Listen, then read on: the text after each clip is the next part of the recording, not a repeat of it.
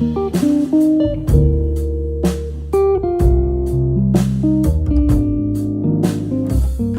to a new edition of the Neon Jazz interview series with jazz guitarist, composer, and educator Philip Weberndoerfer.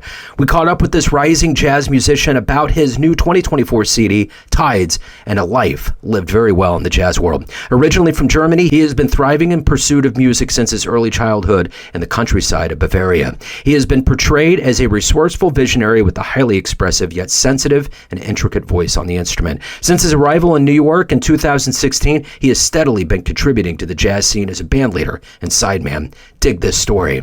Hey, Joe, how's it going? Hey, good. How are you today? Doing all right, thank you. Good. Hey, I love the new album, man. Tides is wonderful. I've played it in the car a lot. Oh, man, thank you so much. It's nice to hear. Yeah. Glad you like it. Yeah, I'm old school, so I have a CD player, and my son and I, we just love delving into the new albums that come out, and sometimes some stay in the chamber for a long time, and yours was definitely one on the list. Wow, thank you so much. Yeah, thank you for the music. So before we hop into the new album and we hop into your life of music, I'd like to know first and foremost, how did you survive that 4-year COVID period? You know, it did quite a turn on all of us. How did you get through it? How did it influence this album? Oh, man, I mean, that period was, influenced everything, right? My wife and I basically stayed put. In our apartment here in Astoria in New York. And yeah, we also caught COVID right at the beginning. We had the OG, so to say. And there was just no reason for us to leave. We did the best we could. You know, it was a very intense time in New York with all the movements that happened in the city. A lot of violence happened in the city. A bunch of people that I used to play with left for multiple reasons, and I feel the whole scene changed. It took a big hit, you know, clubs closed, people left, and I honestly feel it's still in the process of recovering. I mean, it's alive and happening right now, but yeah, it's different than it was before. So talk to me about Tides. Talk to me a little bit about what was the artistic vision and how overall this release feels. You know, Tides is it's just a culmination of what I like to do on the guitar. It's I didn't have a specific vision in mind. I just sit down with the guitar, you know. I like to compose. I like to delve into soundscapes, and yeah, it's a healing process to me, you know. And and the songs just happen. I mean, some of them are a little bit older. They actually I wrote them before I came to the U.S. And some of them happened during the pandemic, and another byproduct of the pandemic was that there was not a lot of playing opportunities, you know. And what we did is basically we had a campfire in our backyard, regularly invited people over, and I started this trio with a couple of really good friends of mine, and we just, we had a working band, so to say, where we just played together every week and tried to grow the music, you know, and we built a lot of trust together, and I think that you can hear that in the recording, you know, because it's friends coming together and presenting the music that we've been working on for a while and that we had fun exploring and refining. So take me back to growing up in Germany and how music, and more specifically jazz, became your career and became your focus. Yeah. Okay. So I grew up in the countryside of Bavaria, so very rural. You know, I grew up in a village with 13 houses, and if I wanted to leave, I basically needed to travel through the forest. And I had I mean, really, my guitar playing started when I had an accident with 7 years. I crashed into a truck, and like all these normal activities that I would do, like swimming or playing soccer and so on, I couldn't do them anymore because I had to avoid any trauma to the head. And that's when I was allowed to learn an instrument, and that happened to be guitar. And I took lessons.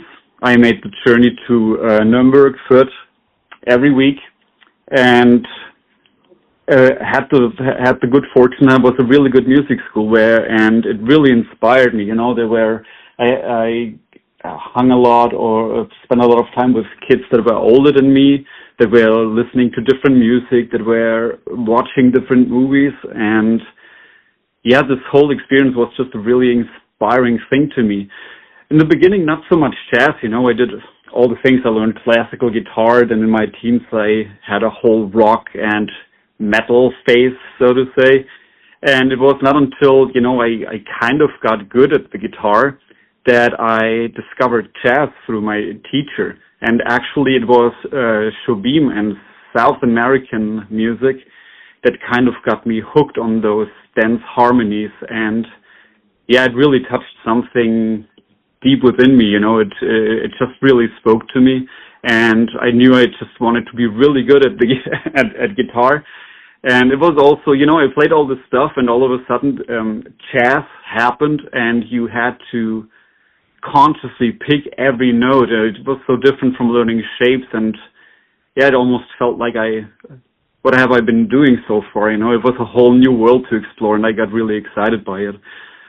So yeah, as I'm saying, basically through South American music, I got into Shobim, and then later on into Joe Pass and Wes Montgomery and Jim Hall, and yeah, then there was no stopping it basically, and I ended up studying it in Nuremberg. So who was the first live jazz performer that you saw, band or performer that really blew you away? The first performer that really blew me away. You know, as it is so often with jazz, it was local people. It's people like, probably no one of the listeners would know because they were local players in Nuremberg.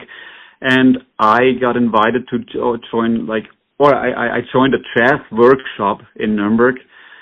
And I was the only young guy amongst a bunch of let's say older people that were participating in that. And in the evening there was always a concert. There were the teachers of the workshop were playing together, and they had guest musicians from other towns or whatever. And you know, these people just came together, stood on that stage and played better than anything I ever heard before. And these were local people, and no one ever heard of them. And it blew me away, yeah. So what was it like to come to New York? I mean, New York is universally recognized as the place for jazz. What was that like to finally come over here and be involved in the New York scene? Right.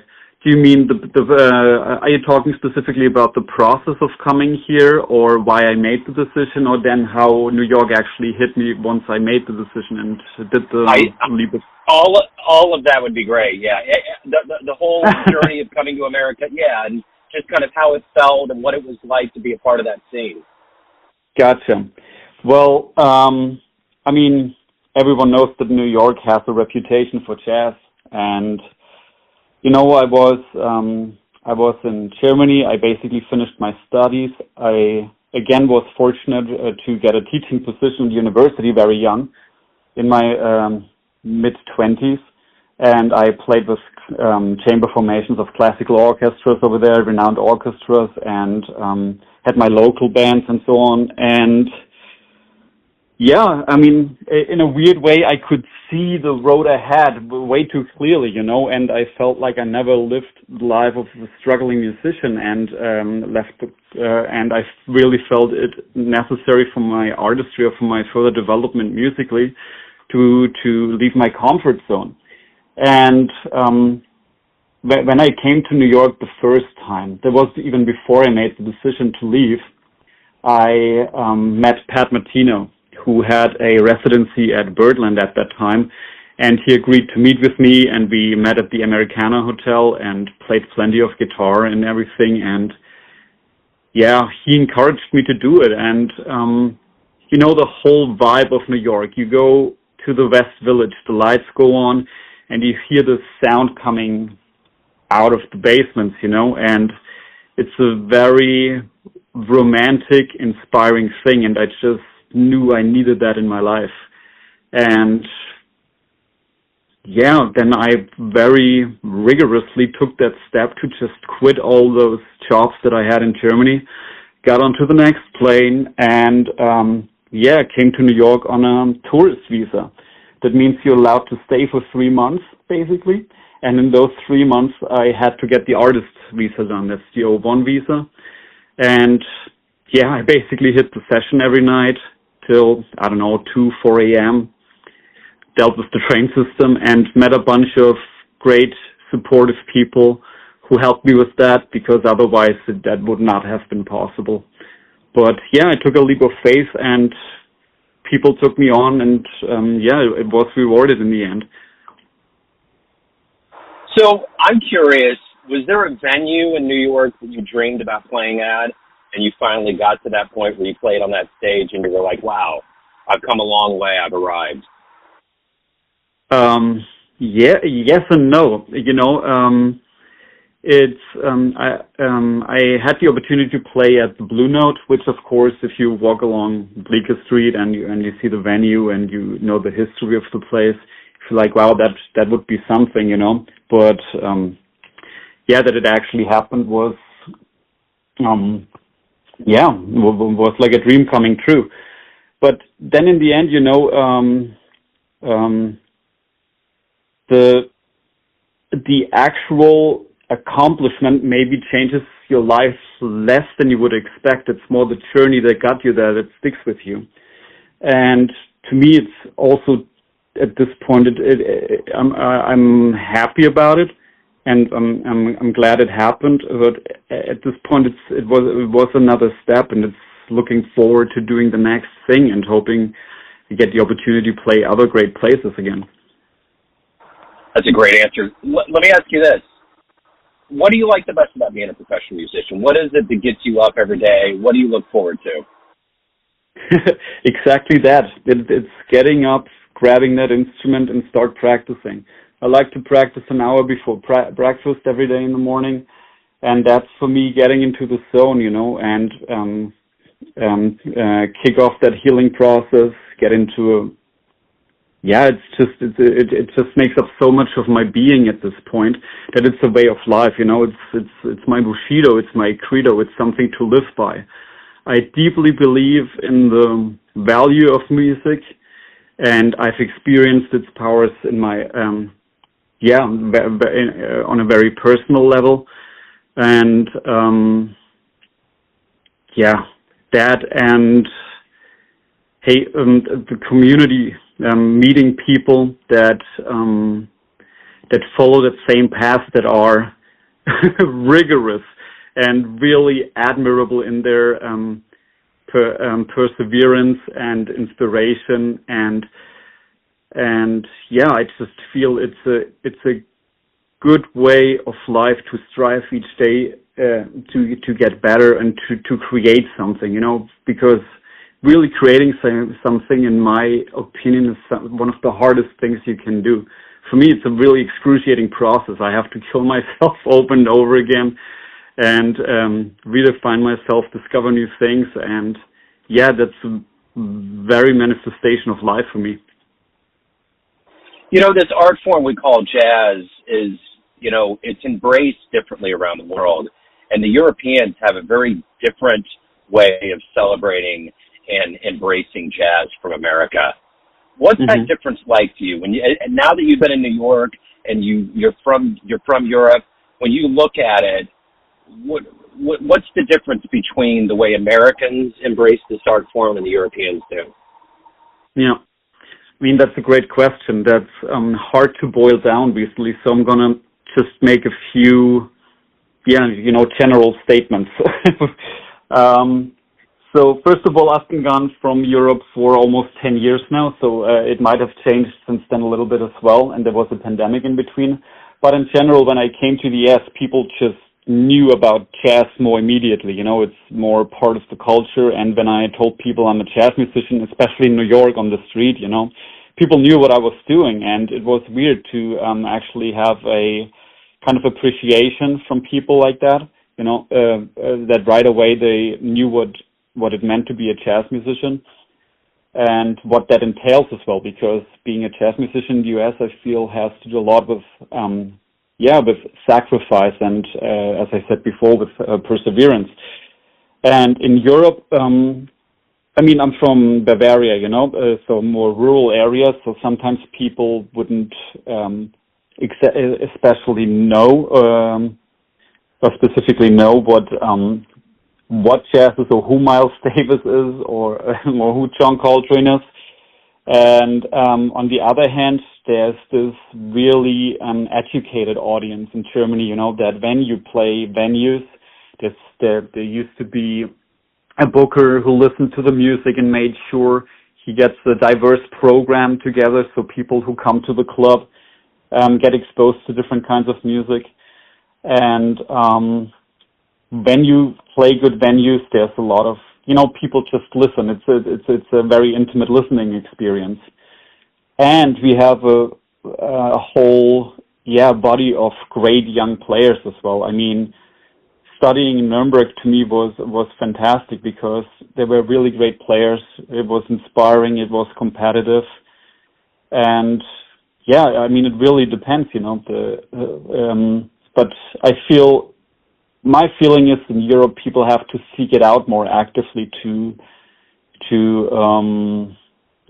the appreciation of jazz or to get exposed to the music. Why do you love jazz? First of all, as I said before, playing those first dance chords as a teenager on the guitar just really spoke to me. In terms of harmony, in terms of rhythmic sophistication, and having pursued this path for a while now, I just really like the freedom of it and the challenge of it and the emotional content of it, the artistry. I feel it is very open. It's not closed, it didn't stop with swing or bebop. It's very alive and it feels like an exploration where you don't know what's going to come next, and there are a bunch of people doing their own thing, and it's an expression of individuality and of supporting each other, a thing of community. And if that's not to love, then I don't know. I get it. So let's say you could get into a time machine and go back in time and see one jazz show with your own eyes. Where are you going to go? Where do you want to stay? That's a great question. I would probably go back to the Keith Jarrett Live in Cologne concert. Yeah. Right on. Short answer. No, that would be a great one. So at the end of the day, everyone out there has a perception. Family, friends, fans, but you ultimately run the show. What's your perception of you? Who do you think you are? Okay, can you repeat that question, please? Has a perception of who they think we are, and we have all these different people in our lives, from family to friends to fans to colleagues, but ultimately you're the driving force. What is your perception of you? Who do you think you are? Who do I think I am?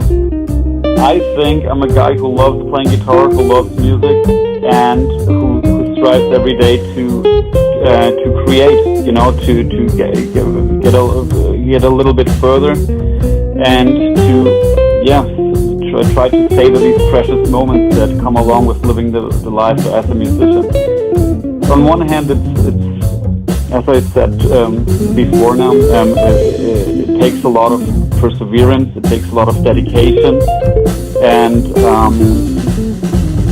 it has contributed so much to my personal growth, you know, that I feel it's just going hand in hand, and I'm looking forward to what it's going to hold in store for me next. And hey, that's that. So speaking of what's next, if anyone wants to catch you live, where's the best place to pick up Tides, any of the good business, where do they go? Nice. Yeah, well, so Tides is basically available on all the platforms. Right now, I also just got the news that we are now on the Jazz Guitarist playlist of Apple Music.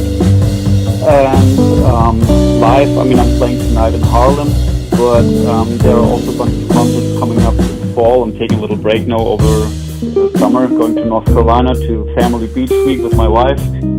And then, we're going to be at New Blue in Manhattan.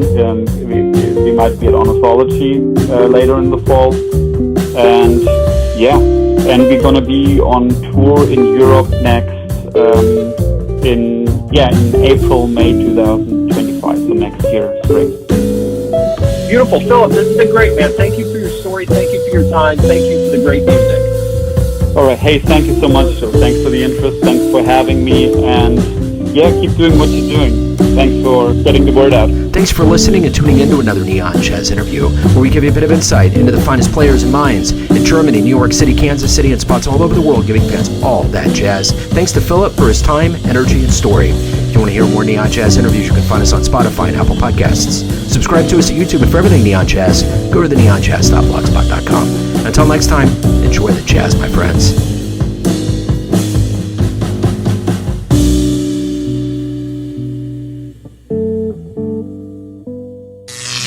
Neon Jazz.